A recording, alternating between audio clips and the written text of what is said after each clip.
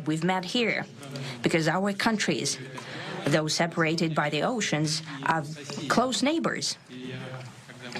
So when we've met, when I came out of the plane and I've said, "Good afternoon, dear neighbor. Very good to see you. In good health and to see you alive."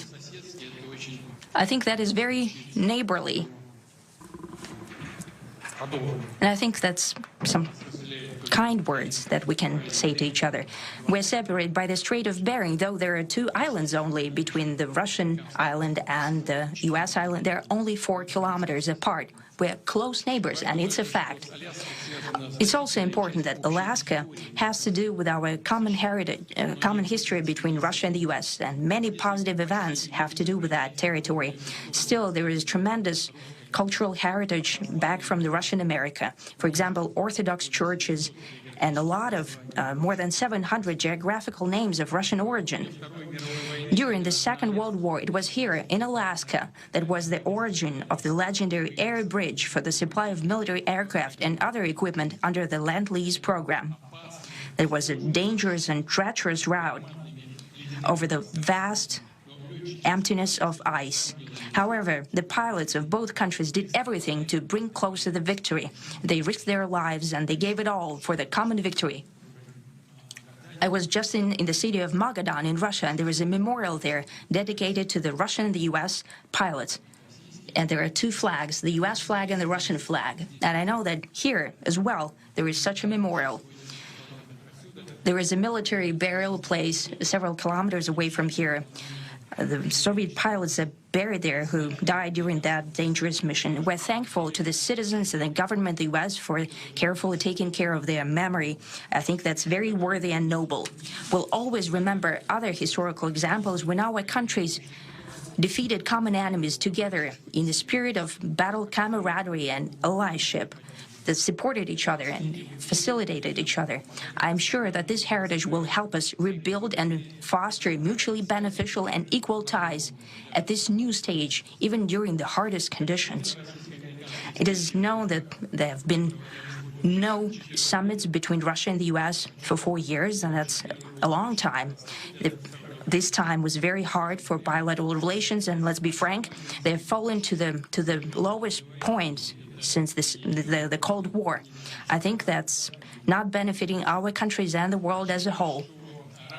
It is apparent that sooner or later we had to amend the situation to move on from the confrontation to dialogue. And in this case, a personal meeting between the heads of state has been long overdue. Naturally, under the condition of serious and painstaking work, and this work has been done in general. Me and President Trump have very good direct contact. We've spoken multiple times. We spoke frankly on the phone. And Special Envoy of the President, Mr. Witkoff, traveled out to Russia several times. Our advisors and heads of foreign ministries kept in touch all the time. And you know fully well that one of the central issues was the situation around Ukraine. We see the strive of the administration and President Trump personally to help facilitate the resolution of the Ukrainian conflict. And his strive to get to the crux of the matter, to understand this history, is precious. As I've said, the situation in Ukraine has to do with fundamental threats to our security. Moreover, we've always considered the Ukrainian nation, and I've said it multiple times, a brotherly nation, however strange it may sound in these conditions. We have the same roots, and everything that's happening is a tragedy for us and terrible wound. Therefore, the country is sincerely interested in putting an end to it. At the same time, we're convinced that in order to make the settlement lasting and long-term, we need to eliminate all the primary roots, the primary causes of that conflict. And we've said it multiple times, to consider all legitimate concerns of Russia and to reinstate a just balance of security in Europe and in the world on the whole. And I agree with President Trump, as he has said today, that naturally the security of Ukraine should be ensured as well. Naturally, we are prepared to work on that. I would like to hope that the agreement that we've reached together will help us bring closer that goal and will pave the path towards peace in Ukraine. We expect that Kiev and European capitals will perceive that constructively and that they won't throw a wrench in the works. They will not make any attempts to use some backroom dealings to conduct provocations to torpedo the nascent progress. Incidentally, when the new administration came to power, bilateral trade started to grow. It's still very symbolic. Still, we have a growth of 20%. As I've said, we have a lot of dimensions for joint work. It is clear that the U.S. and Russian investment and business cooperation has tremendous potential. Russia and the U.S. can offer each other so much in trade, digital, high-tech, and in space exploration. We see that Arctic cooperation is also very possible, and our international context, for example, between the Far East of Russia and the West Coast of the U.S. Overall, it's very important for our countries to turn the page, to go back to cooperation. It is symbolic that not far away from here, at the border between Russia and the U.S., there was a so-called international date line. I think you can step over, literally, from yesterday into tomorrow. And I hope that we'll succeed in that, in political sphere. I would like to thank President Trump for our joint work, for the well-wishing and trustworthy tone of our conversation. It's important that both sides are result-oriented, and we see that the President of the U.S. has a very clear idea of what he would like to achieve. He sincerely cares about prosperity of his nation.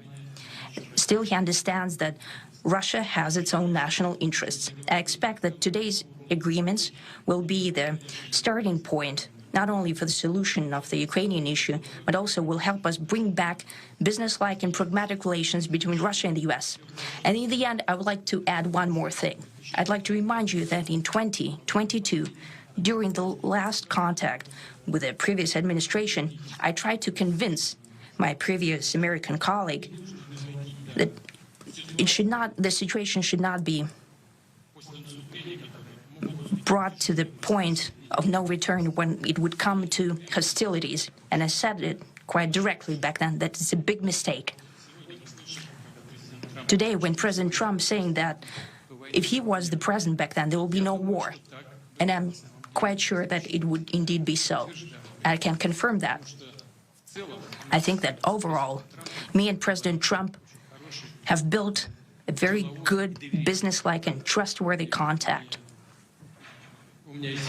And I have every reason to believe that moving down this path, we can come, and the sooner the better, to the end of the conflict in Ukraine. Thank you. Thank you.